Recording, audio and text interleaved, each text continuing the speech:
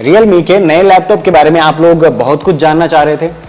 Internet पर अलग अलग जगह पर आपके द्वारा अलग अलग सवाल पूछे जा रहे थे, तो हमें लगा कि आप तक वो सारी इंफॉर्मेशन ज़रूर पहुंचनी चाहिए जो आप जानना चाहते हैं। तो हमने कुछ प्रश्न एकत्रित किए, उन प्रश्नों के उत्तर एकत्रित किए, जिसमें हमारी मदद की कार्तिक ने, जो हमारी टीम में है।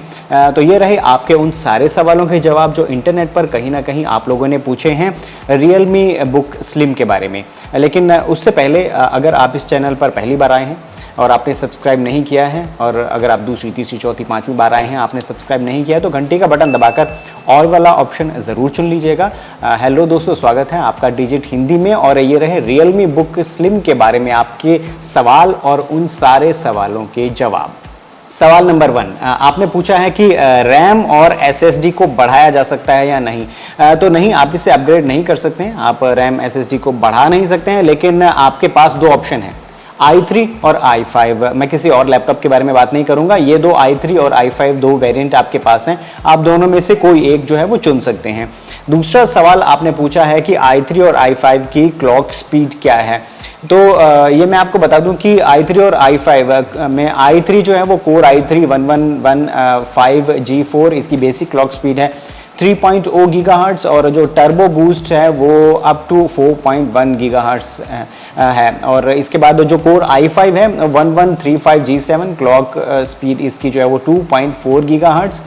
टर्बो बूस्ट जो है ये वो 4.2 गीगाहर्ट्ज़ तक चली जाती है। सवाल नंबर 3, इसमें आपने पूछा है कि Realme बुक i5 में चार्जिंग कहाँ पर लगाएंगे। गुड, चार्जिंग कहाँ पर लगाएंगे, नॉर्मल टाइप सी में या फिर थंडरबोल्ट पोर्ट में। गुड, कई बार ये कन्फ्यूजन हो जाता है, तो आप दोनों पोर्ट्स में से किसी भी पोर्ट में चार्जिंग जो है वो कर सकते हैं, किसी में भी चार्ज पे लगा सकते हैं। क्वेश्चन नंबर 4, वेरी गुड, आपने सवाल पूछा है कि i3 में आप दूसरा मॉनिटर अलग से अटैच कर सकते हैं या नहीं। गुड, तो yes, you can connect an external monitor, लेकिन उसके लिए क्या है कि आपको एक HDMI डोंगल या अडेप्टर की ज़रूरत पड़ेगी। उसके बाद आप इसके साथ एक अलग से मॉनिटर जो है वो जोड़ सकते हैं।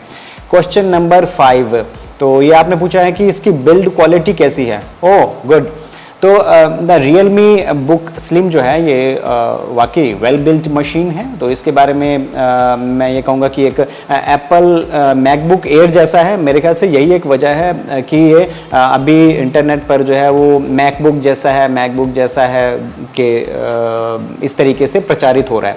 तो हम इसे ये कह सकते हैं कि ये इस प्राइस रेंज में इसकी जो बिल्ड क्वालिटी है वो बहुत अच्छी है इस प्राइस रेंज के हिसाब से।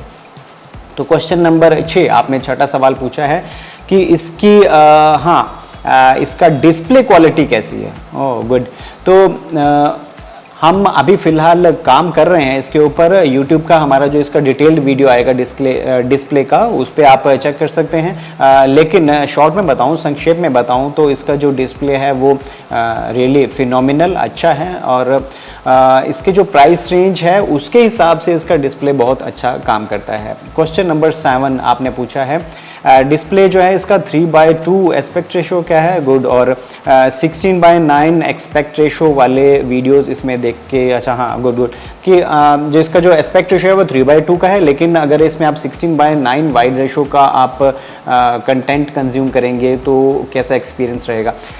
वाकई एक्चुअली क्या है कि 3:2 एस्पेक्ट रेशो ये अच्छा है सिर्फ ऑफिस वर्क के लिए, आप वेब पेजेस पढ़ने के लिए, डॉक्यूमेंट्स पढ़ने के लिए, कोडिंग के लिए,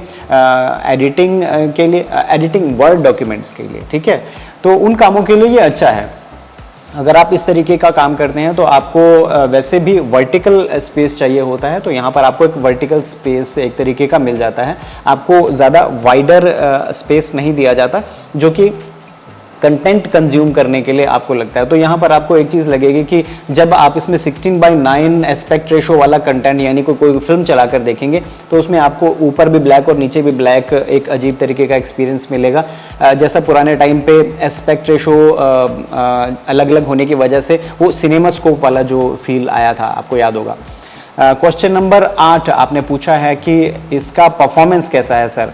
ओके, तो इसका जो परफॉर्मेंस है उसके बारे में मैं आपको बता दूं कि बोथ लैपटॉप्स जो हैं वो दोनों डिसेंट परफॉर्मेंस है उनका। रियलमी क्योंकि रियलमी ने जो है वो 11th जनरेशन प्रोसेसर्स यूज़ किए हैं, तो उसमें जो इसका परफॉर्मेंस है वो अच्छा हमारे हिसाब से होना चाहिए। लेकिन आप अगर इसके बारे में डिटेल में जानना चाहते हैं तो आपको ना हमारे रिव्यू का वेट करना पड़ेगा, रिव्यू भी जल्दी आ जाएगा। सवाल नंबर 9, आपने सवाल नंबर 9 पूछा है कि किस तरह के गेम इसमें खेले जा सकते हैं, what kind of games.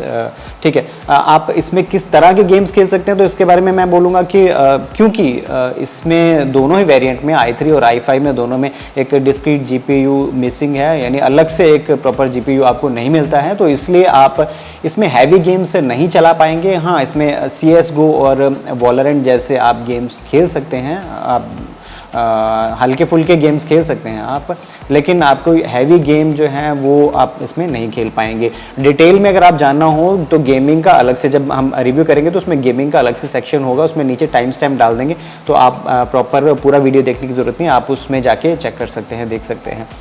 Question number 10 आपने पूछा है कि इसकी बैटरी लाइफ कैसी है। तो बैटरी लाइफ के बारे में मैं आपको बता दूं कि अभी हमने बैटरी लाइफ टेस्ट करने में बहुत टाइम लगता है, तो बैटरी लाइफ इसकी जो है वो ठीक ठाक है, अच्छी है। 75% स्क्रीन ब्राइटनेस के साथ हमने जब इसे देखा तो 75% ब्राइटनेस के साथ ये पूरा दिन इसने ठीक ठाक काम किया। क्वेश्चन नंबर 11 आपने पूछा है कि सर ऑटोकैड यूज़ कर सकते हैं क्या। ओके गुड, मुझे लगता है आप लोग काफ़ी जितना हम सोचते हैं उससे कहीं ज़्यादा आप रिसर्च खुद ही करते हैं। तो हाँ, ऑटोकैड जो है इसके बारे में मैं ये बोलूँगा कि आप अगर ऑटोकैड पे काम करना चाहते हैं तो i5 अगर आप प्रेफर करेंगे तो ज़्यादा अच्छा रहेगा। ऑटोकैड में आप 2D रेंडर्स पे अच्छा काम कर सकते हैं, लेकिन अगर आप 3D वर्कलोड्स थोड़ा सा आपको जो दिक्कत करेगा, और उसकी वजह है डिस्क्रीट GPU, आपको अलग से एक GPU नहीं मिलता है। क्वेश्चन नंबर 12 आपका जो 12वां सवाल है वो यह है कि प्रोग्रामिंग के लिए सही है क्या।